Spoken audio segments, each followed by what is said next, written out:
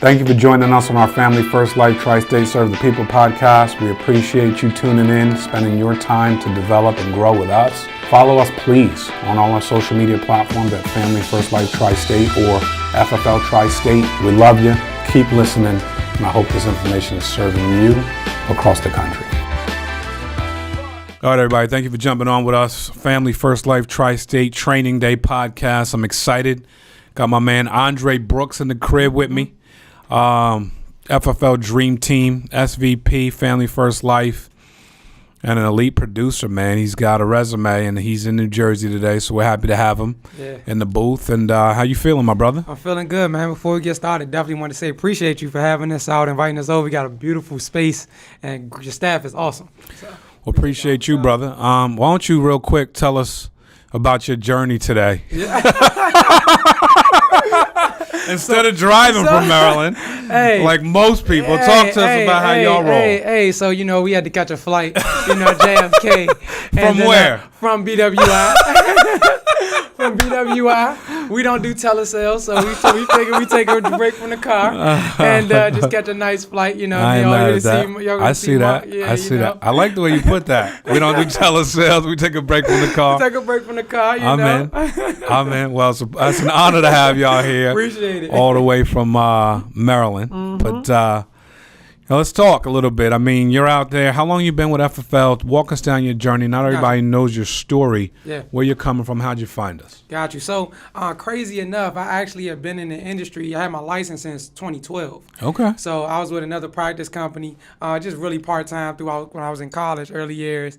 And I actually switched over and went to self-vacation ownership. So I did that full-time for like 4 to 5 years. And I had a time where I just got married last year. Okay, congratulations. So, thank you, appreciate That's it. Awesome. Appreciate it. So when I was getting married, I worked 100% commission. Got it. So at the time, I had a friend of mine, her name Cathie Somerville, and she had been talking to me for like some months, but I was doing pretty good at my old, job. For like the job, I felt like I was doing all right.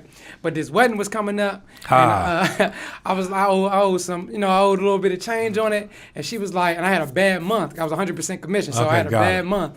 So I got contracted. I went and talked to Frank Euphemia from FFL National, and he basically just was like, man, look.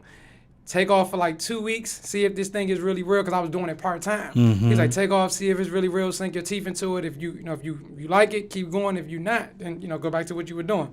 And, no harm, no foul. And 2 years later, I'm here. An invitation. All it took was an invitation. Yeah, so all it took was an invitation. And the right time. Yes, and timing. Right okay, yep, cool. Timing, yep. Cool. So what has your journey been like? Yeah. You started off part-time. Mm-hmm. How'd you find a way to carve out the time to do this? How'd you prioritize this? Yeah, so great question. When I was part-time, Mark, I was truly part-time. I wasn't like somebody that was trying to play around with it, nothing like that.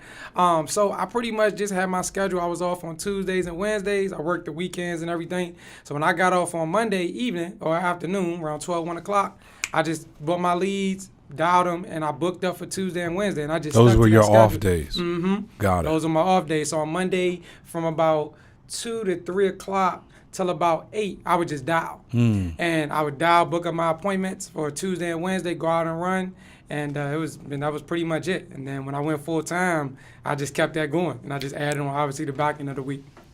So, but you had already been in the insurance industry. Mm-hmm. Did you have a belief that you could do this, or were you experimenting with the fact that I hope this can help me out?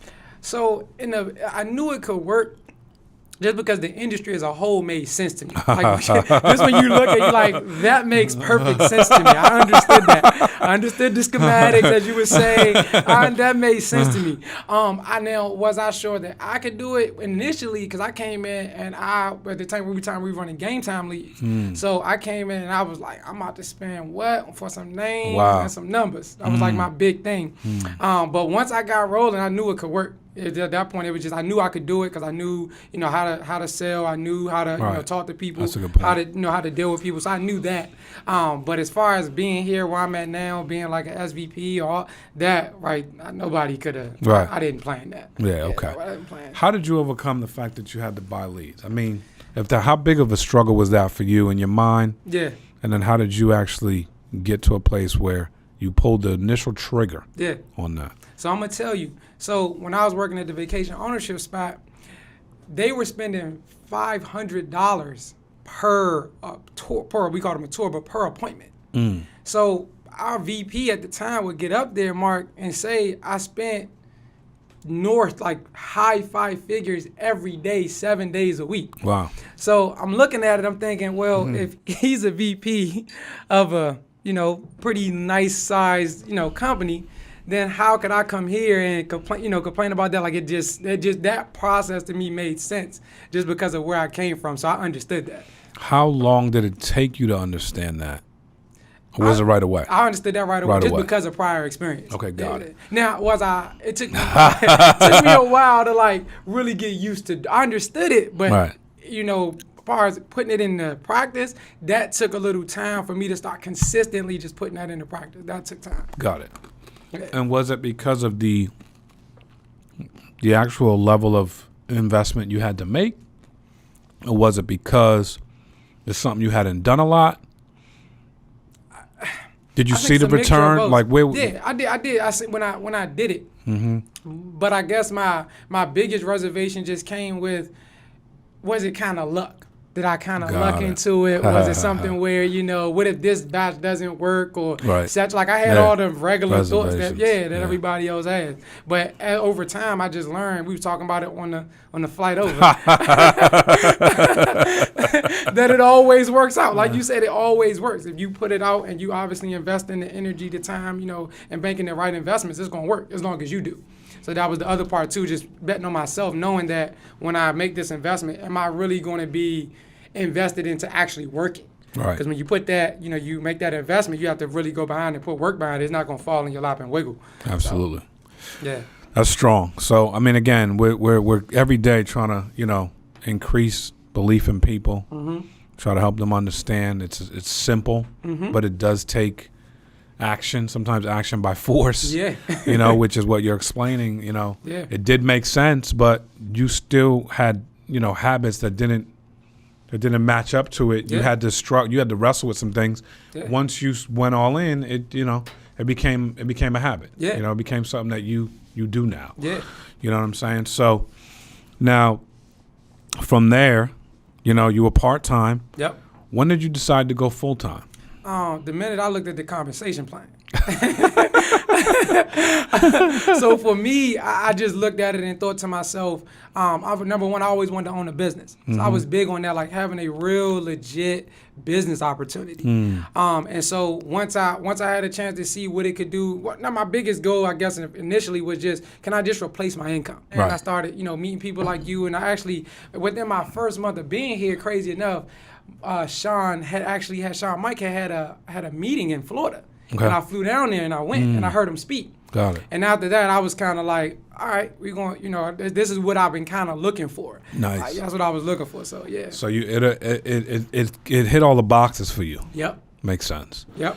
So then you start learning how to become, helping families and serving people and life insurance. Of course. And then you start helping, 30, 40, 50 families a month. What is that like now, being in this position where you're going out there, you're helping 40 plus families a month? What does that feel like? Amazing. It's freeing. I mean, that's the best way I can put it. It is a freeing feeling. It's crazy because in the beginning, I was doing like 12 to, helping 12 to 15 families a month. And I actually found that it's actually less grueling mentally to go help 40 than it is to help 12 to 15. That's the best. That is absolutely the best.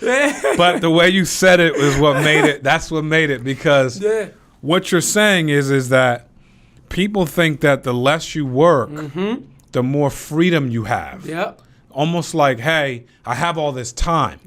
But it's backed by a ton of stress because you're not maximizing the opportunity you've been given, and the stuff that is chasing you is still chasing you. So you're saying, and I'll let you finish this, but to get to helping 40 families a month is more work, but more freeing. 100%. Now, I just paraphrased. Can you go deeper in there and get in there with me? So that's a great point. I mean, you paraphrased it excellent, actually. But really, in reality, Mark, it's not really, I'll say it is more work.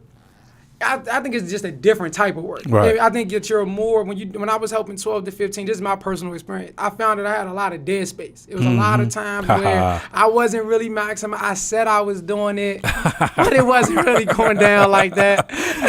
But when I actually like say, listen, this is what I got this block of time to do this and get this accomplished, it's amazing. Like, I have more time now. I got more responsibilities, and I have more time now almost than what I had when I was doing helping 12 to 15 families a month. Right. So it's definitely been a great feeling. Now, I hear that. Yeah. You know what I'm saying? That makes a lot of sense. Yeah.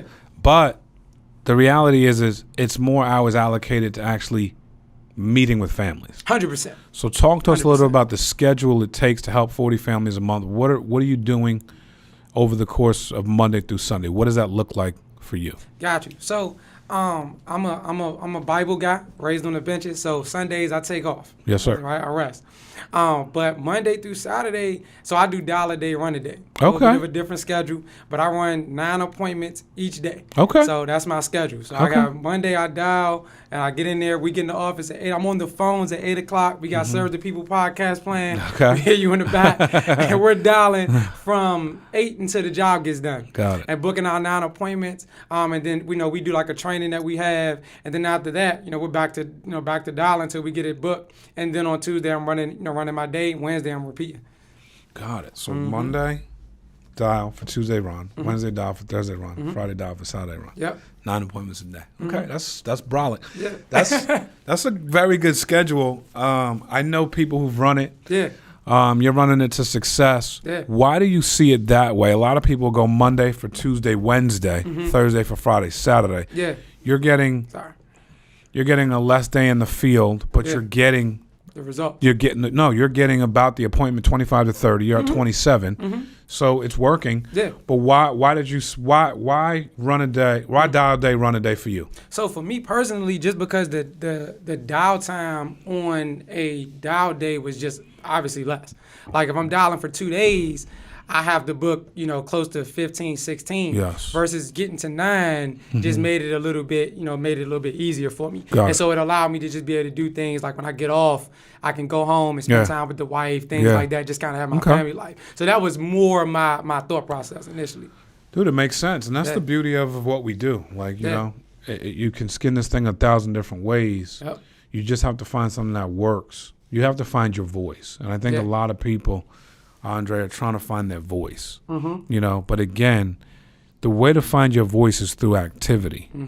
It's not through the lack thereof. And I think that's where there's this reverse kind of engineering. It's like, I'm going to find out more about myself the more I'm put in tough situations, right? Not the more I'm in plush situations, I'm going to find out. No, that's not how it works.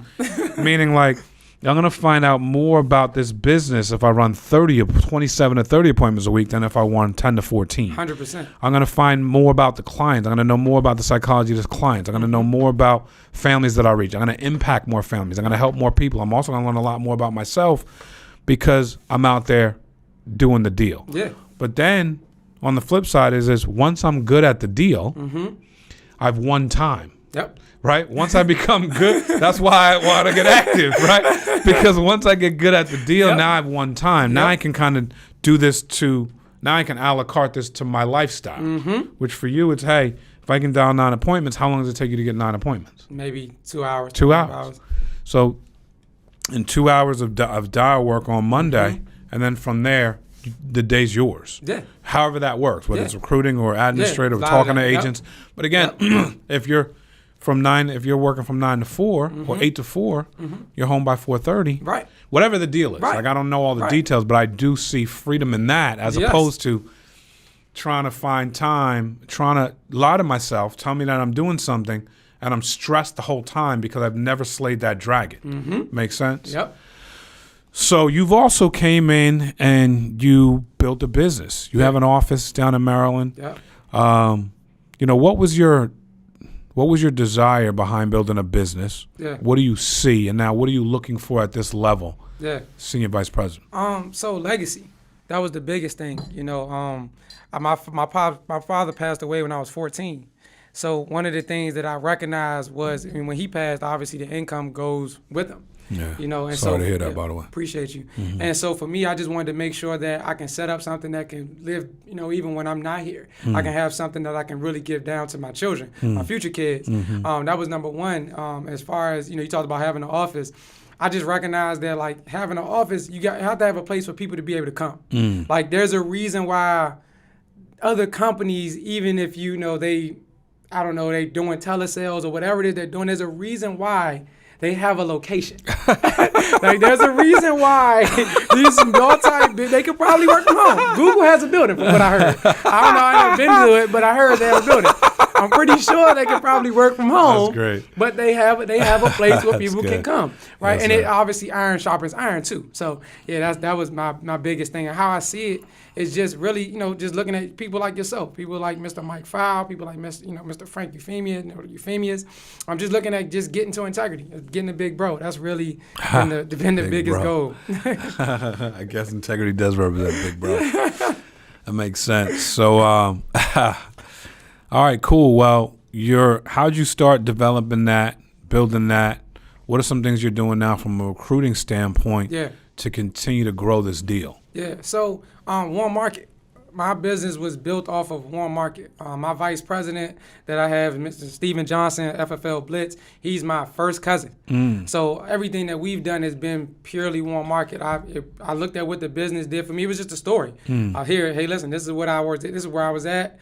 This is, you know, where I'm at currently, and this is where I plan on going. I just told that story. So there's a lot of Warm Market. And what we have going on now is a lot of social media. Obviously, speaking to people like yourself, even hearing like Shawn and, you know, him talking to us, just a lot of social media. I mean, a lot of Warm Market. That's really been like our biggest thing.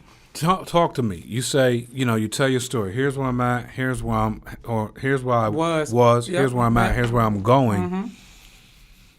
What does that sound like in an engagement conversation? Your cousin's easy. Give me something, you know, a little bit different. He might not even be that easy. Yeah. But talk to me about that's good. Talk to me about how you would engage your Warm Market. For someone that's on here that's listening, it's like, you know what? I've been either running from my Warm Market or I act like I talk to people throughout the years. Yeah. Where's your Warm? I don't have Warm Market. Right. How do you not have a Warm Market? Yeah. Do you know how many times I heard that while I was building this? Yeah. A lot. Yes. I don't have a Warm Market. Yeah. So you believe in Warm Market. Yeah. You have a Warm Market. You've pitched and recruited your Warm Market. Yep. Talk to us a little bit about the psychology behind that and your approach to it. So I think it's twofold, Mark. So number one is just really, and Steve talks about this a lot in our office because he's one of the best like recruiters that we had, and he talks about it a lot. Just make a list. I think it starts with just, when I say make a list, just people that you say, hey, listen, these are people I would like to be in business with. I wouldn't mind working with these people. And then the conversation is simple. Like, you know, do you keep your options open when it comes to making, you know, extra income or for a business opportunity? I mean, that sounds crazy, sounds cliche-ish, but and then I just tell my story. Right. I mean, that's really it. Like, this is where I was at before. I came here. I wanted to be able to pay for a wedding. I just told my story, what it did for me. Right. And if you like it, great. If not, no harm, no foul. Maybe you might know somebody. Right. And and it's really not even like recruiting them or trying to pitch them as it is. I'm trying to go through them. I'm not really looking at Mark. I'm looking at who Mark knows more so. Got it. Like, hey, if you know anybody, it might not be for you. I might, before we even get started, I might say, listen, I know you're good. I know you. I know you killing it. I know you killing it where you at. Don't worry about it. Listen, but you might know somebody. You might know somebody. Don't worry about it. Don't worry about it. But look, I got this deal. You know what I mean? So you might know somebody. Right. And that's really honestly been where it's at. Wow, that's good. Yeah. I mean, I think, you know, if someone was like hesitant because they're afraid to be judged. Let's call it what it is. They don't want to go. They don't want to. They don't want to do that exact thing, which is extremely harmless, and it helps people. Because they're afraid to be judged by the person they're talking to. What would you say to them? So I would say, to me personally, I think it's not even more, because it's not the opportunity. It's you as an individual. Like, you're nervous about if I say X, Y, and Z to Mark, and he actually join. Like you actually recruit him. Now you're on the hook because you have a responsibility now. It's the first time, and you're not single anymore. Right. Now you have kids, right? And so now you have to you have to show up the things that you didn't want to do. Now you feel it's a sense of accountability, and I think that most people just kind of lack or are nervous about having that real accountability of if I reach out to X, Y, I don't how they gonna view me. Maybe one, but the deeper of it to me is, and what I found just in my short experience, Mark, has just been they're nervous of the accountability. Nice. That's been my biggest thing that I've found. Got it. That's strong. Yeah. All right, 2022. Yeah. We here. Yeah. First quarter's about wrapped up. Yeah, it's done. Where you at? Yeah. Where you going? So right now we're going to do anywhere. We'll probably help this month probably 400 families. Okay. Is that a record? No. Okay. Y'all had bigger months. Yeah. Well, 400 is the biggest that we've had. That would be a record. Families. Yeah. Well. Okay. We'll be meeting right where we were before. Cool. Yep. So yeah, and the goal is to get to at least get to a point we open 1,000 plus families a month by the year end. That's really strong. Honestly the goal. And I've seen other people do it. I'm seeing people scale. No doubt. Obviously, it's the reason why we come up here and get on the flight from BWI to JFK. To come meet people like you that's laid a great example. So yeah, that's definitely the plan. JFK. I'm never letting that down, bro. You ain't never gonna stop hearing about that, brother. Hey, it's all good. I ain't mad at you, though. Yeah. Okay, so 1,000 plus families a month. Yep. When you look at your team currently, you look at yourself. Yes, sir. What do you think is needed the most to catapult in the next 9 months? The biggest thing I would say is just focus and discipline. Like as I'm listening to more people talk and I'm getting closer to, getting a chance to talk to people like you, what I'm hearing is it just took an insane amount of focus and an insane amount of discipline for a sustained period of time. And I think that's the biggest thing that, it really just comes down to, and just running your day. That's the one thing I've kind of noticed. I'm listening to, you talk, and it's just really about you're not letting a day go by. Like you're not like, yeah, I'll get it tomorrow. You're not one of those, like everybody I'm talking to that has, big bro, right? They all have that mentality of I'm going to win today. And that's really been where I think we maybe, and me personally, I've kind of laxed on certain days where, I get it back because it's a long season. Right. Kind of, if I understand a sports analogy. Yeah. But no, just every day, just making sure you win your day daily. Yeah. I love that, man. I mean, I don't know if in the macro, I don't know if I look at it like that. Okay. But in the micro, I do. I don't.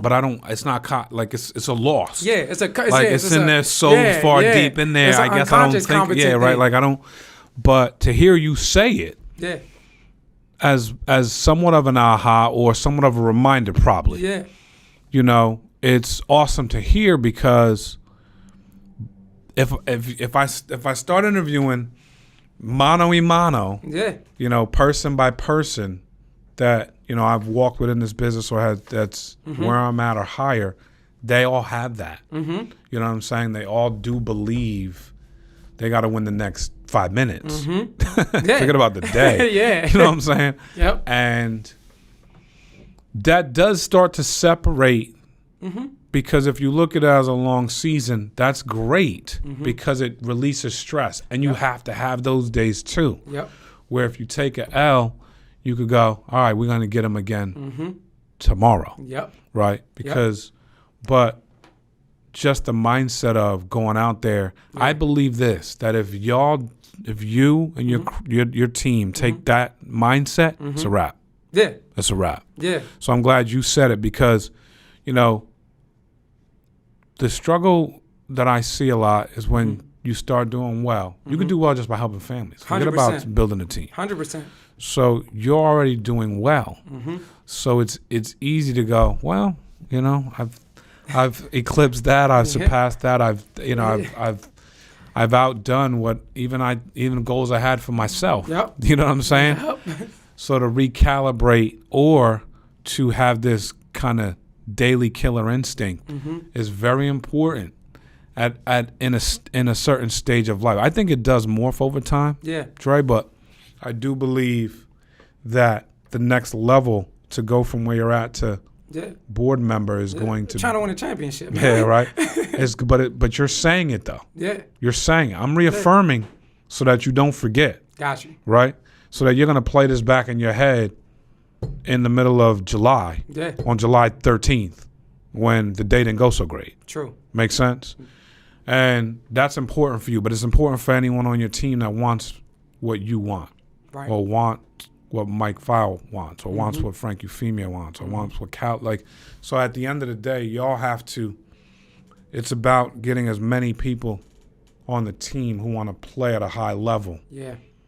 Consistently. Yes. I think, like, you know what I'm saying? I don't need That's you greatness. just for this. I don't need you just for today. Yeah. I don't Bro, need can to you give- pull yeah. that dragon out tomorrow? Yeah, like, I need you know you what to I'm average saying? this You know what I'm for saying? the season. Yeah. Can you average Yeah, 5.7 yards a carry? That's what we need. You know what I'm yeah, saying? That's what we need. That's Super Bowl status. Can you go up and snatch that ball out the air and yam on fools? Yeah. You know what I'm saying? That's what we need. That's what we need. Yeah, consistently.